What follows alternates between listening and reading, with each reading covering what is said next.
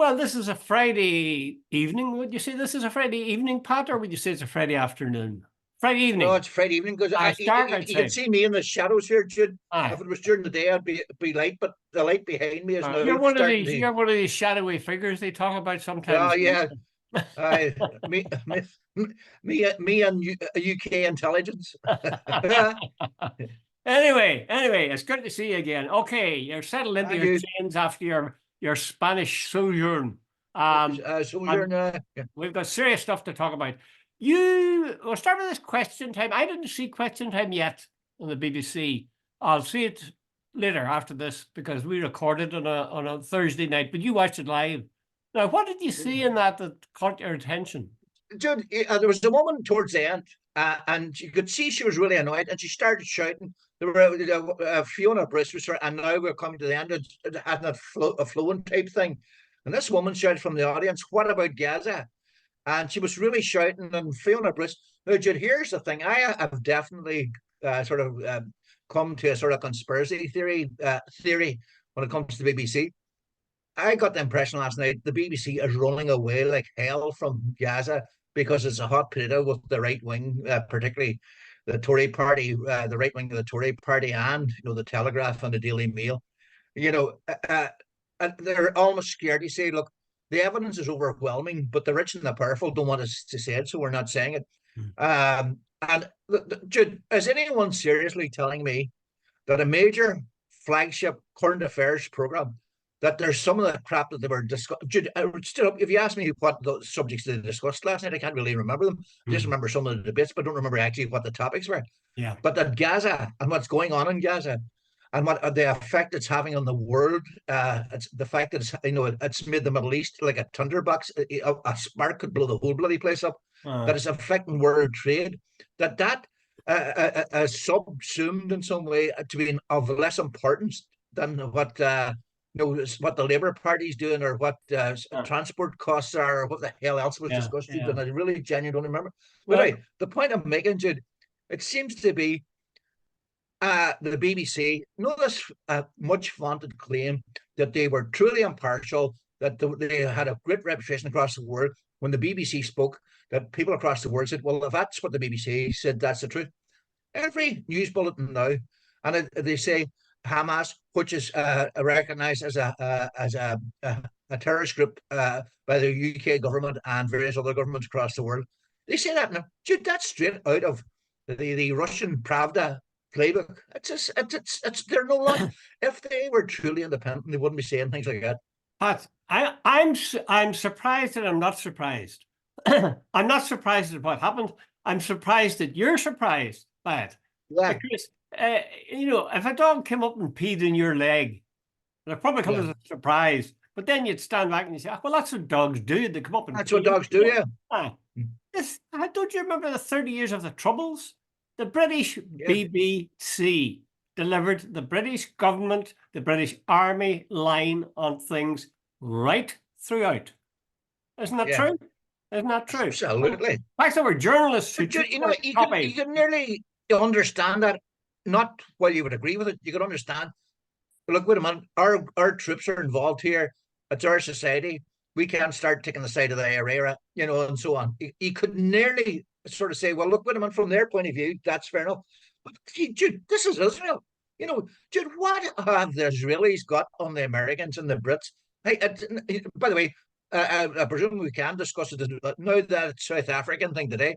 The only thing the only thing they didn't call for was a ceasefire, but they've made quite serious lists about the behavior of the Israelis. So, Jude, I don't know what else do you need to do? The Israelis have basically killed 30,000 Palestinians so far, leveled large parts of Gaza, cut off the water, the electricity, the food supplies, the medicine supplies. It's a genocide in real time. Now, that'll take them years to end up all that sort of stuff.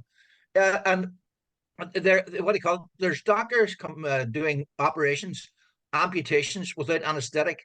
They say disease is likely to kill me possibly more than the actual war itself, though I don't like even calling it a war.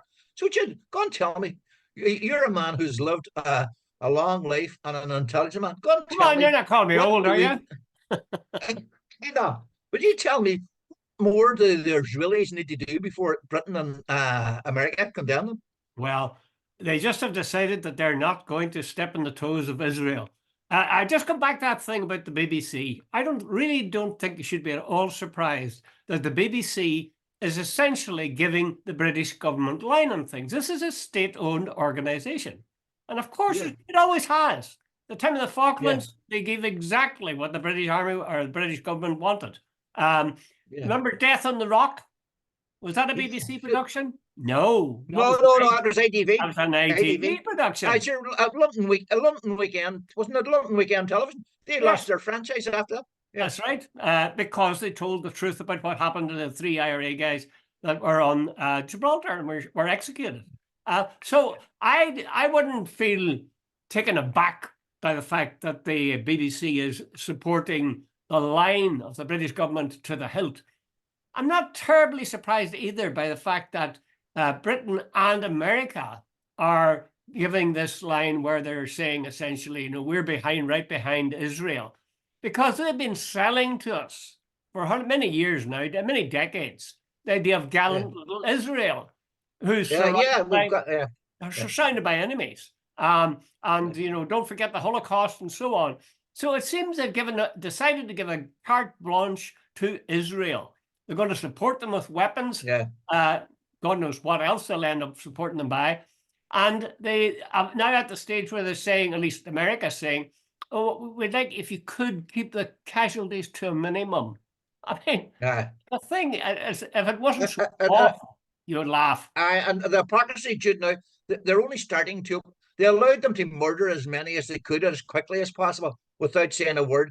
And now when the whole world is sort of saying this is good, they're sort of starting to make a nod. It's almost if they sort of think that we're all going to be fooled and that they're reclaiming the moral high ground. Jude, see the days of the Americans and the Brits trying to claim that they're Democrats and their stand for, that there's a clear delineation between the evil Russians and the Chinese and the West. That day is long, long gone. I think a lot of people have seen through this, I think it's a bit like the Tony Blair moment when he went invading Iraq and millions of people in Britain marched against it.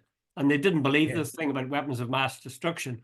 I think many people have the same line on Israel. They know that this is something that the Brits have decided to do, that the Americans decided to do, and they know that they're wrong. That they can see it on the screen. What surprises me is that the screens deliver that news every night. That amazes me. You have to give it to the BBC. They do, in fact, with all sorts of caveats, but they do show the terrible destruction. And you used that term there. I think that's the perfect expression.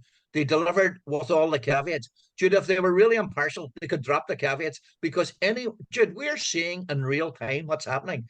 Jude, they are bombing hospitals. There's not a single hospital now in Gaza working. The UN, Red Cross, Medicine Sans Frontiers, Bettelm, Amnesty, Human Rights Watch, the World Health Organization. Did I say the World Health Organization? All these organizations are saying what Israel is doing is basically war crimes.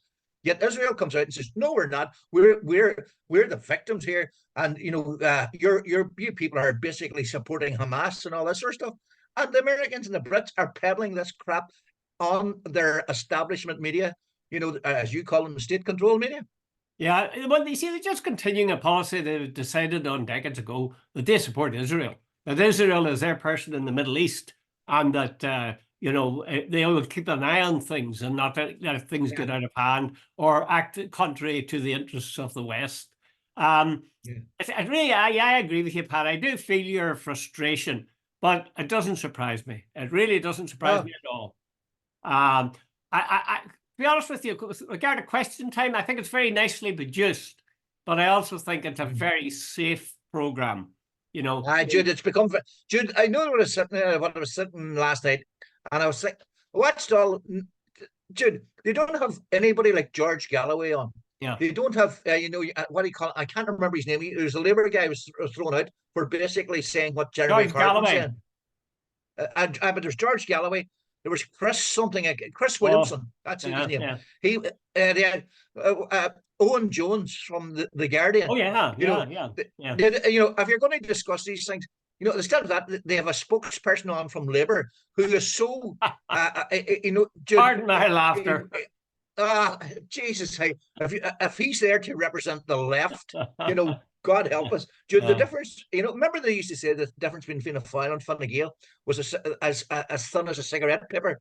Well, hey, the difference between Rishi Sunak and Starmer, God help the left, Jude, or the working people, or I don't, we've been down this road before. Anyway, Jude, what I was basically saying last night, I'm sort of saying we're all getting manipulated, or at least the BBC's. And by the way, I know the point you're making, but I've totally lost respect for the BBC. I used to sort of say that half the time you could believe there were certain journalists in the BBC you sort of had a certain sneaking regard for. The only one I have now is the UN, the Middle East editor. What's his name? Jeremy Bowen. I know Jude, without question, he's risking his career, but he's trying to tell the truth. Yeah. Well, I mean, we just have to accept the fact we shouldn't be too shocked by these things, I think, Pat. I also don't credit them with too much power. I think people we're all a wee bit dim, but we're not that dim. And I think a lot of people have seen through. And somebody said to me once, if you feel passionately about something political, the chances are there's quite a few other really are feeling exactly the same thing. So I would say to you, Pat, if you're feeling really there's an echo for many people. Yeah, I agree with you totally. But Jude, I'm more outraged. I'm not that much surprised, but I'm seriously outraged. If you can explain it that way. Yeah. It's someone, Jude, I think it's nearly insulting the way they're trying to. This is two equal sides. One side doesn't have an army, doesn't have a navy, doesn't have and all, and it doesn't have an Iron Dome defense. Our rockets are puny. Their enemy can turn off their water, their electricity, their medicine supply, and it can bomb them at their leisure. It can decide when to bomb them, when not to bomb them, and all. It's getting supplied with money and intelligence and military hardware from America, and we're all supposed to turn around and say, "Oh, little Israel's a victim." What do you think of the job that the RTE is doing on it? I'm not too impressed by them either. I could be wrong now, but RTE, far from it. I thought I saw a tweet by, was it Joe Brawley or somebody, where they made a reference to that killing of 21 or 22 Israeli soldiers in an explosion, which I think the Israelis had set up themselves in the first place. Yeah. But the point is that they said this is the biggest number of casualties in one single day. The idea that they would pluck out 21 Israeli soldiers who were killed, and meanwhile, as you say, 25,000, 30,000 Palestinian civilians have been killed over the last few months. Jude, after stand up, I read that originally too, and then I went back and read it. They were talking in the context of Israeli casualties. Well, fair enough. But we should have made it very clear. I think Joe was being a wee bit disingenuous because they were talking in the context of Israeli casualty. Well, fair enough. If they were, as long as they made it quite clear. Jude, it wasn't 100% clear, but if you go back and check, they were actually, Fair enough. I'll take that back. But mind you, I don't see a lot of programs on RTE where they're allowing people to express their outrage with what is happening in Gaza. Yeah. By the way, I'm maybe breaking this. I was talking to our mutual friend Jim Sharkey, the former ambassador, and I said to Jim there, and I hope I'm not telling, but I think he'll have no problem with it. Jim is sort of saying Ireland is actually leading Europe by some considerable distance, and sort of being very in terms of speaking on behalf of the Palestinians. Now, I think they're very middle of the road and very mealy mouthed. But Jim's opinion, and I'm sort of paraphrasing here, that Ireland, when you consider about the fact that so many other countries have just stayed silent, that people like Michael Martin and Leo Varadkar are way out in front. Fair enough, I'll give them that. But in my opinion, they have not gone anywhere near far enough. Well, obviously Britain hasn't, and Germany also, of course, is fully behind. Britain and Germany have said nothing. But Germany, the Belgians and the Spanish have come out a wee bit. Were you disappointed that they didn't use the word ceasefire? in that thing Absolutely. on the Court of Justice. Why would they do that? After all the things that they listed, all the voting that they took, that they couldn't use the word. Jude, I would say ceasefire. legally, right, here's, I would presume, by the way, I'm not a lawyer, so you'll have to bear with me on this. I would presume they would have a very hard time calling for a ceasefire and then justifying it, because the Israelis will turn out. We were attacked on October the 7th. There was at least 1,250, 1,300 people killed that day, Yeah. 250 taken hostages. Are you saying after that we are not entitled to defend ourselves? And if we're by going after these people, come and on, you're Pat. telling us they've still got 200,000 or 200 of our citizens, and we're supposed to, while they've still got them, we're supposed to sit back and not go looking for our citizens. No, that doesn't hold water. They may say that, but I mean, I really think that's a bad reason for saying we won't use the word ceasefire. Certainly, of course, they want their people back. Of course, they want the attacks through into Israel to stop. But that doesn't justify killing 25,000 or 30,000 innocent people, including so many women and children. It's bloody ridiculous, and legally there's saying Hamas is still but they're saying Hamas is still, by the way, I agree totally with you, but I'm saying I could see how legally the judges would have a hard time calling it in Israel to ceasefire when they're saying Hamas are still firing rockets, ridiculous wee puny rockets. They're still holding 250. They call Hamas to stop the rocket fires as well. I agree. I agree, but to stop them. But I would say, I heard a guy from Hamas on today, and he was saying, yeah, we'll stop. If you could get these Israelis to stop, we'll stop immediately. Well, I think that's fair enough. There's something sort of despicable about the degree to which people tread carefully. We might say a few words in favor of the Palestinians, but watch how you go. You mustn't say anything that would upset these fine people who are just simply looking out for the welfare of these poor kidnapped people. For God's sake, by the way, the Israelis are ready, and their absolute unbelievable arrogance on steroids. They're saying Ben Gavir, as the defense minister, says Hague is Smegas, the Hague is Smegas. Yeah. And Mark Regev was on, and what do you call it? Netanyahu is already saying this is a hard charter for Hamas and all this sort of stuff. The whole world's wrong except little Israel. The problem. The problem is, and most of the reports pointed this out to their credit, the word from that court doesn't carry any weight in terms of anything being done about it.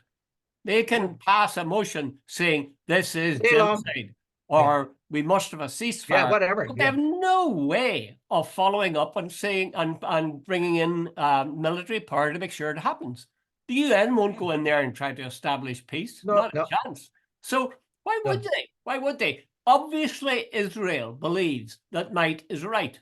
So if it believes that might is right, and these guys aren't going to attack us in their outrage against what we're doing, fine, let them talk. As you say, what was it? Haggis, what was it? The Haggis, Smegas. In other words, he's just taking the piss. Yeah. Basically, what he's saying, we don't give a shit about what the Hague did. But hey, Jude, but here, there's one point I disagree with you on. See, today, and the propaganda war, which is almost as important in any war as the actual physical fighting.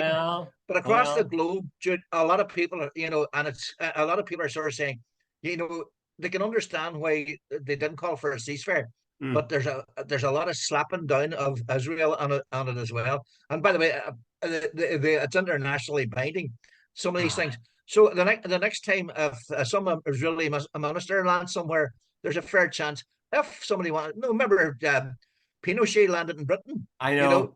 But now, Pat, that I don't think it's going to happen, Jude, but it could happen. It could. If they land somewhere in Spain or something, does a citizen's arrested? I'm arresting a war criminal. Theoretically, but it's not going to happen. It's not going to happen. And theoretically, it could, and therefore there'll be some Israelis will be very careful about what countries they're going to go visiting. Well, I agree with you that many people like ourselves are feeling outraged and can see through this, and they're happy that the Hague has produced these condemnations. But let's get real. these people believe, and the world believes in might is right. And the Israelis, if they can't be forced to do something, they'll not bother doing it. If it suits them to do it, they'll do it. And if it doesn't suit them, they'll not do it. So there you are. It's as simple as that, Pat. And it's hard, but it's true. No, Jude, I don't quite buy it. Yeah, you're right, to maybe 90%. But the Israelis have got this thing called Hasbara. They have paid people millions for propaganda. They have a full-on team, almost on the go, 24/7, 365 propaganda. They have, they've made themselves. They have done so much propaganda work where they're making themselves out as a victim. And little Israel, they've got, they have AIPAC in America. They have, they have done a whole lot of work in Britain. Dude, do you think anybody believes? The shades have fallen off a lot of people's eyes. No. I agree with you, and I'm sure there are hundreds, thousands, maybe millions who, like ourselves, as you say, the shades have fallen off their eyes.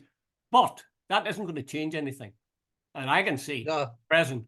Anyway, listen, I better stop talking about this. I'll start using bad language if you keep me on that. Yeah. Let's talk about somebody really civilized, like Sir Geoffrey Donaldson. Yeah. Did you see the speech? Did you see the 15-minute clip of him in a House of Commons? Yes. I'll ask you first this one. Oh, yeah.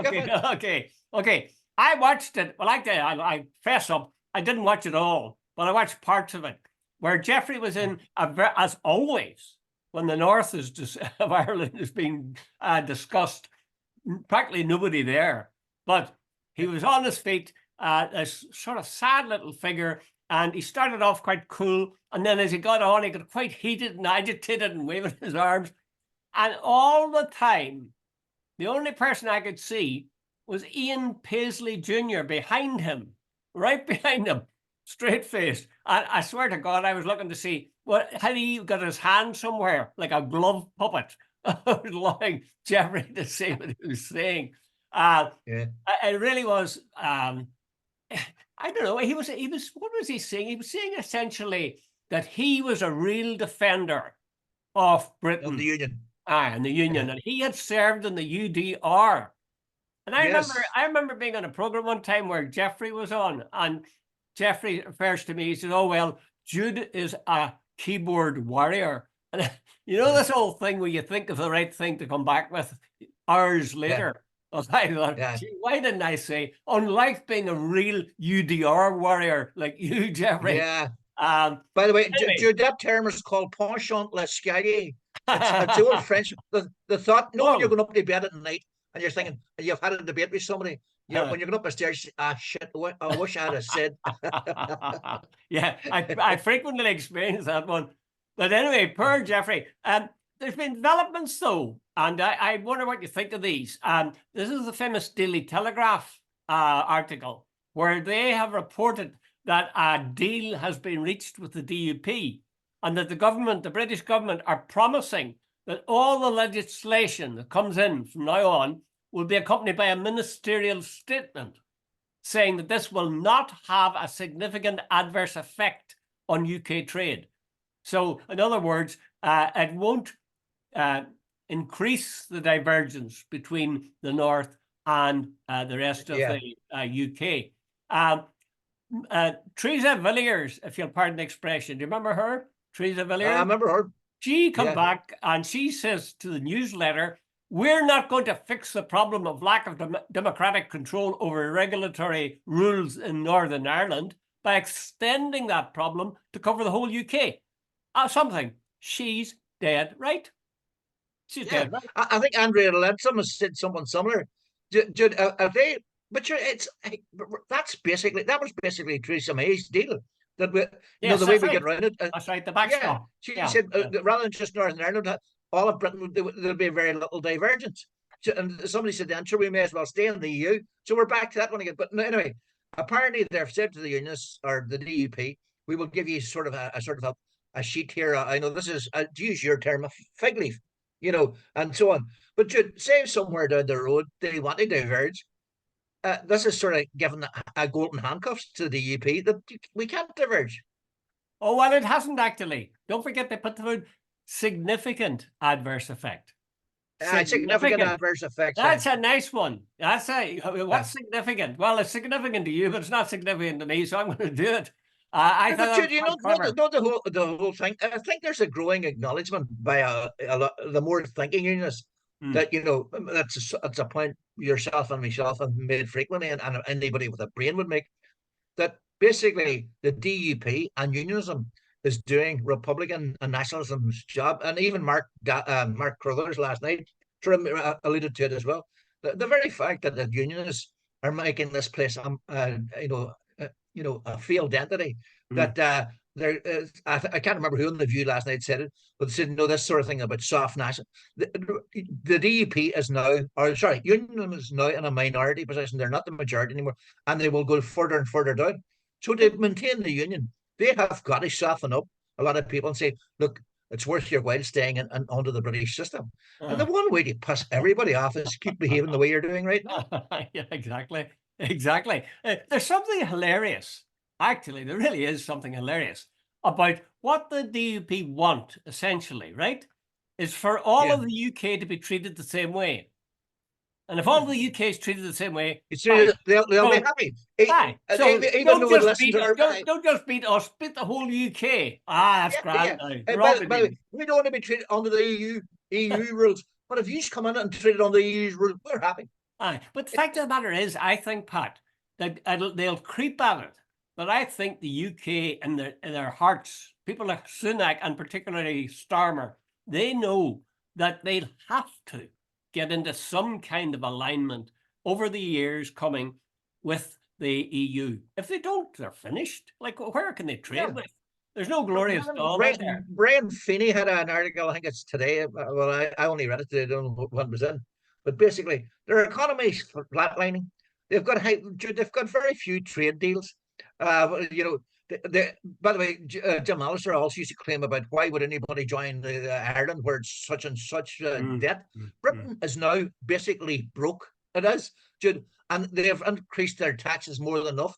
But Sunak is offering more tax deals, and if they want an election, Jude, they don't have the money to do it. So when they cut the tax, or when they offer tax breaks, you can bet the NHS will get less money, infrastructure will get less money, public servants will get less money. Everybody's going to get less money to fund what the tax cuts that they're now offering. So, Jude, the thing has been an unmitigated disaster, Brexit.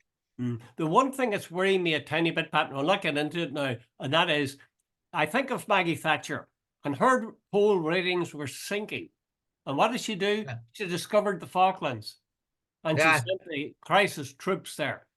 I would worry that Sunak will find ways. I mean, they're talking now about a volunteer army in the UK. Yeah.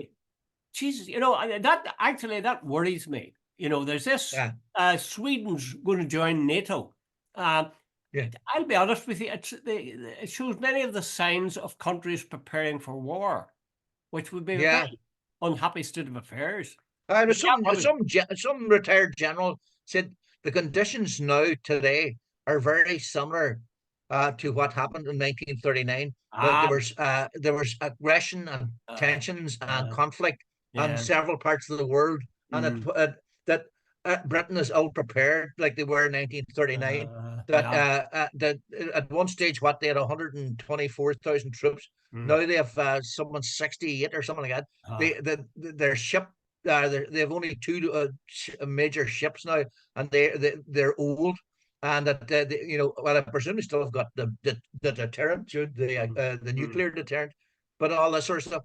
And they said they're having real problems holding on to personnel in the army, that they need to increase spending up to 2% of national or GDP, and they're going to have to pay soldiers better. Well, my only consolation in all this, and I'm thinking that Sunak might try to do a Thatcher and have a foreign affairs or foreign policy crisis. That everybody have to rally behind him, which is what happened with Thatcher. Her poll ratings shot up and stayed up.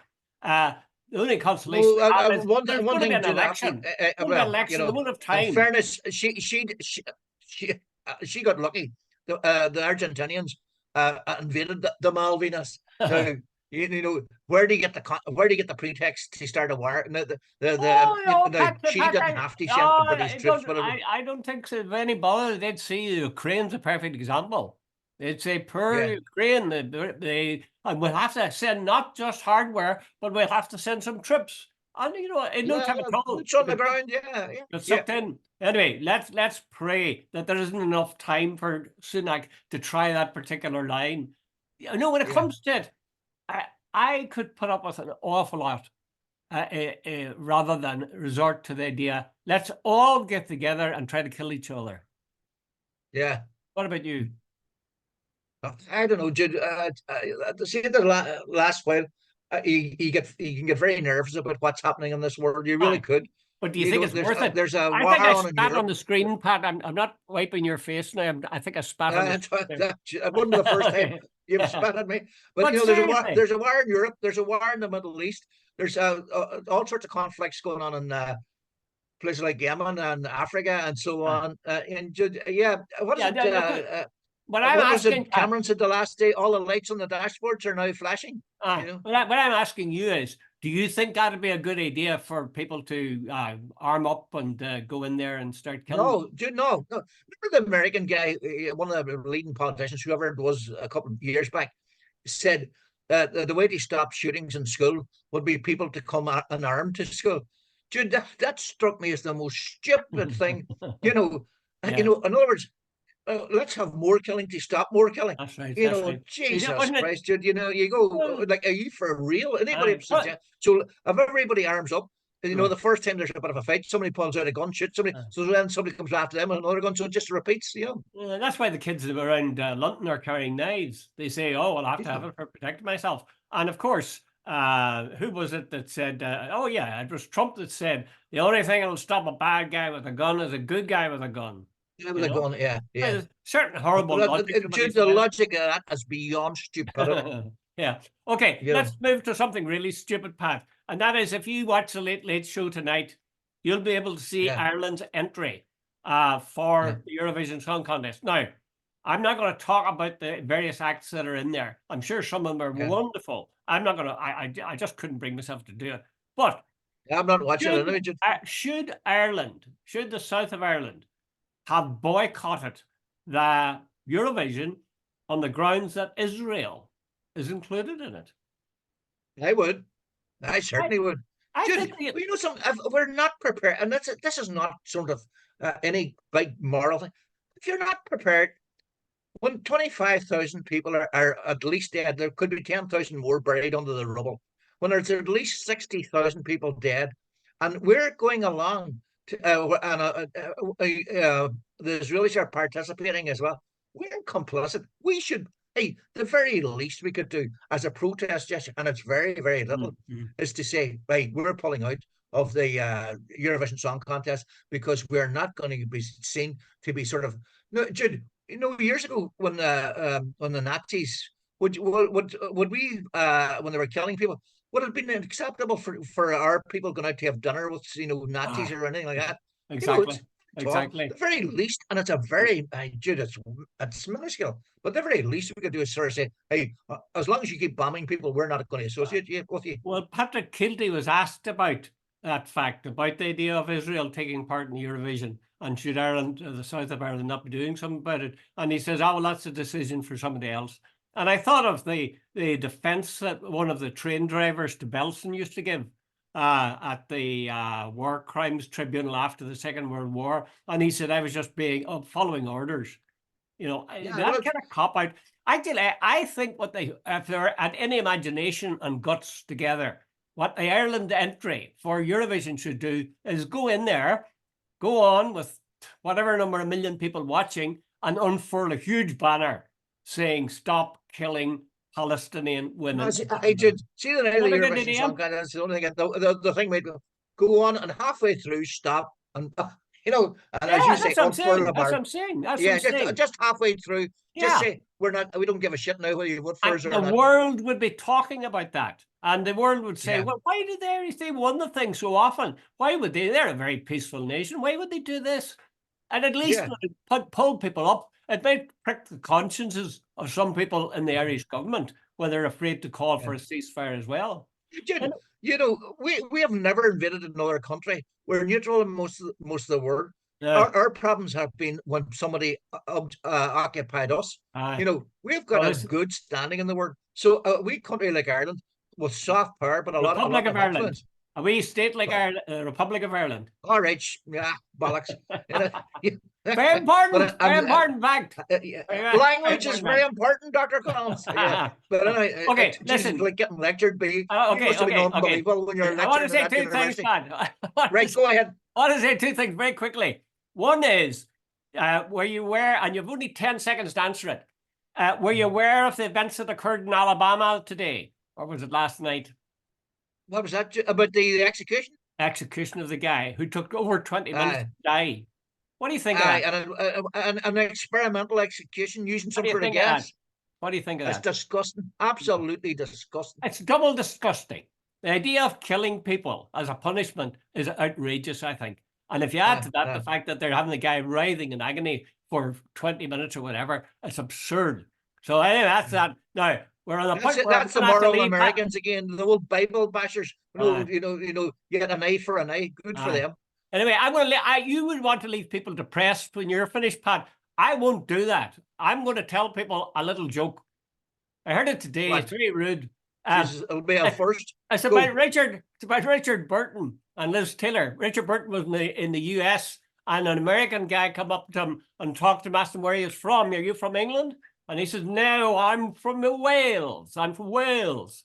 And the guy said, oh, are you Celtic then? Are you Celtic? And he said, it's pronounced Celtic, you sunt.